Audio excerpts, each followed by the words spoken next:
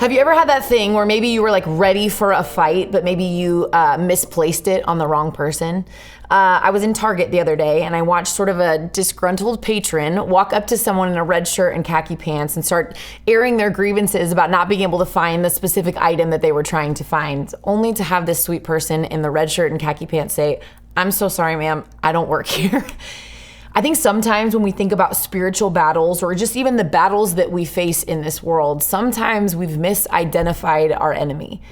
Paul reminds us of who it actually is in Ephesians chapter 6, verse 10. He says this, "Finally, be strong in the Lord and in the strength of his might. Put on the whole armor of God so that you may be able to stand against the schemes of the devil. For we do not wrestle against flesh and blood, but against the rulers, against the authorities, against the cosmic powers over this present darkness, against the spiritual forces of evil in the heavenly places. Therefore, take up the whole armor of God that you may be able to withstand in the evil day, and having done all, to stand firm."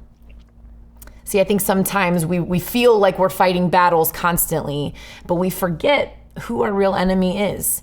That Satan is our enemy. He is the one who schemes. He's come to steal, kill, and destroy.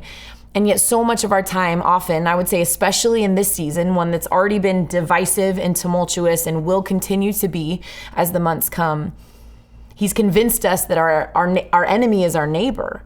In fact, the very people that God has asked us to love well, Satan has convinced us and distorted us to think that anybody who thinks differently than us, anybody who looks differently than us, lives somewhere differently than us, votes differently than us, is actually our enemy. Paul reminds us that our enemy is Satan himself.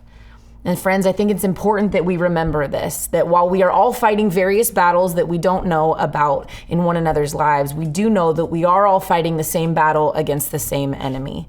And so would you be reminded today who your enemy is and who it's not?